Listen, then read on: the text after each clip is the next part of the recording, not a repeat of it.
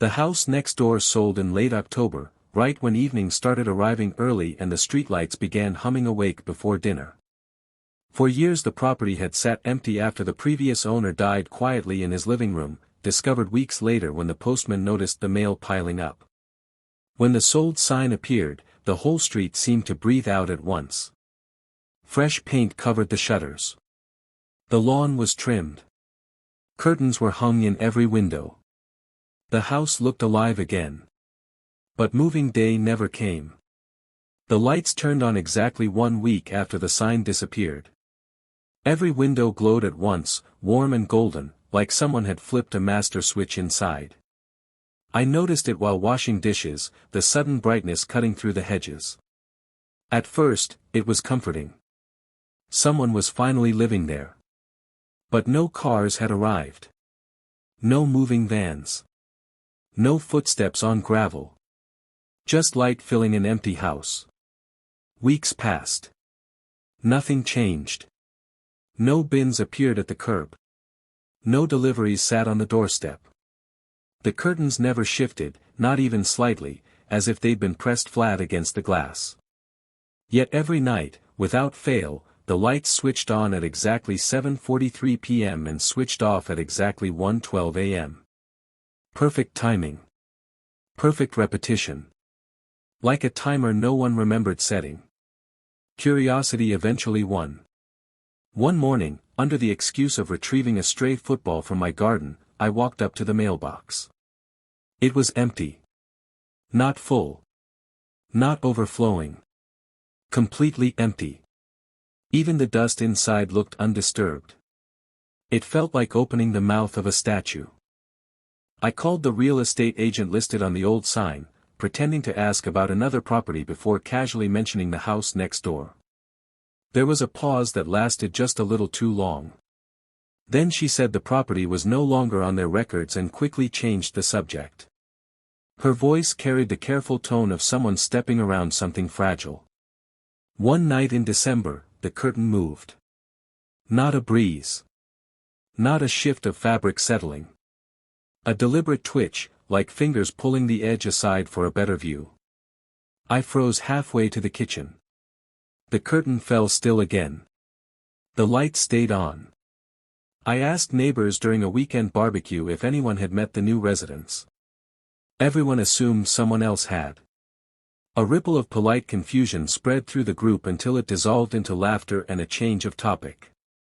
None of us wanted to admit the truth, none of us had seen anyone enter or leave. In January, a car appeared in the driveway overnight. A dark sedan coated in frost. It never moved. Snow fell, melted, and fell again, layering the vehicle in quiet seasons. No footprints ever appeared around it. During a winter storm, the entire street lost power. One house after another slipped into darkness. Ours went black. The streetlights died. But the house next door remained fully lit, glowing warm and steady like a lighthouse in fog. When I called the electricity company pretending to report a billing issue, the representative hesitated when I gave the address. Then she told me the property had been disconnected for over 3 years. Soon after, I began waking to a faint noise through the wall we shared. A hollow knocking sound. 3 knocks. A pause. 3 knocks again. Over and over, patient and unhurried. Like someone counting time in a place where time had stopped. I installed a small security camera facing the house. The footage showed hours of stillness. But every morning at exactly 1:13 a.m., the camera glitched. Static filled the frame for precisely 1 minute. The same time every night. The same silent interruption. One night, I scrubbed through the static frame by frame. On frame 428, the distortion cleared for a fraction of a second. A silhouette stood behind the upstairs window. Watching my house. The next evening, heart hammering, I walked up the driveway. The front door was locked. Windows sealed. The silence pressed in like deep water. When I pressed my ear to the door, I heard breathing on the other side. The police came and knocked patiently, skepticism softening their voices. No answer. No movement. No lights inside. When they left, the lights switched back on before their car reached the end of the street. Weeks later, while brushing my teeth, I noticed movement in the mirror. Through the bathroom window behind me, in the upstairs hallway of the neighbor's house, a figure stood in the darkness. It raised its hand in a slow wave. The sedan in the driveway finally opened one morning. The driver's door stood ajar, frost undisturbed around it. Inside sat nothing but a phone on the seat. When I leaned closer, the screen lit up. A live video feed showed my front door. That night, my laptop woke from sleep by itself.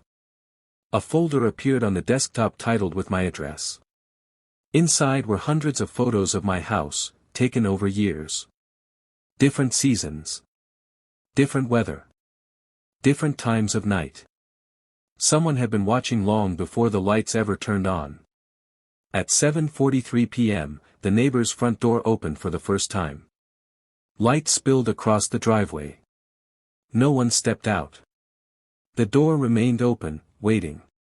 Inside, the house was completely empty. No furniture. No dust. Just bare rooms and glowing lights humming softly overhead. In the center of the living room sat a single chair facing the window that looked directly into my home.